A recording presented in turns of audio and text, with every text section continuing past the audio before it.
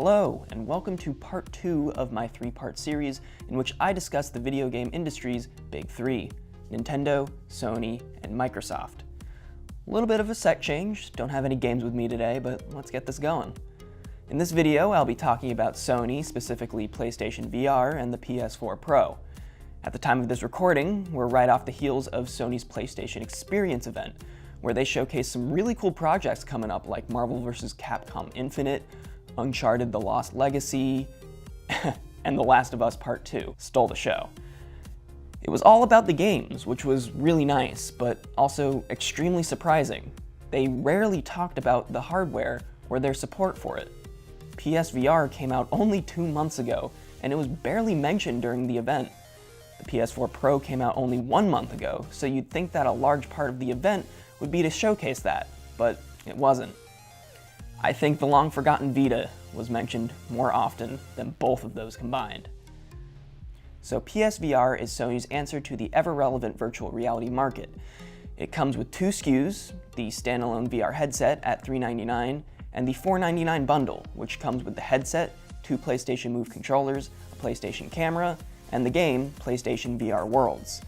This is meant to compete with the Oculus Rift and its new touch controllers at a price point of $799 total, and the HTC Vive, also at $799.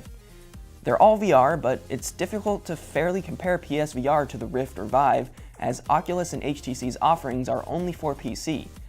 PSVR is the most consumer-friendly introduction to true VR due to that price, but because of that, you'll be missing out on some of the features like room scale, higher resolution, and PC-exclusive games, like the other two offer.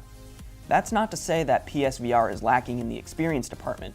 You'll get generally the same overall experience playing with PSVR as you would with the Rift and Vive. Even though it came out last of the 3, I think it truly has the potential for wide-scale consumer adoption, especially as the price drops in the future, and just as long as Sony supports it. We all know what happened to the Vita. Moving on, the PS4 Pro is apparently performing pretty well, according to Sony, with a strong launch and solid Black Friday sales. But is it performing as advertised? Touting 4K gaming and HDR support, the PS4 Pro is the mid-generation upgrade from the standard PS4. It offers the chance to play some games at different graphical settings than the standard PS4 at the price point of $399.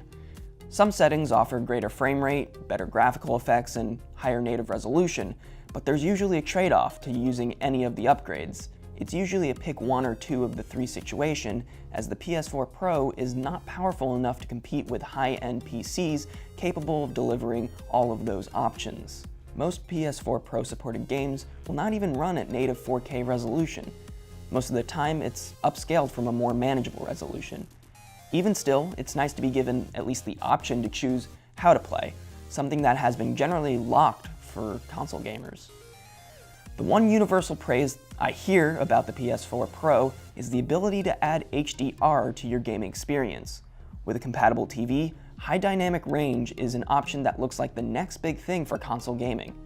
Surprisingly, there is no 4K Blu-ray drive inside the PS4 Pro, something even the Xbox One S has. Even so, compared to Microsoft, Sony still seems to be dominating this generation in terms of console sales and exclusives, with Microsoft still playing catch-up.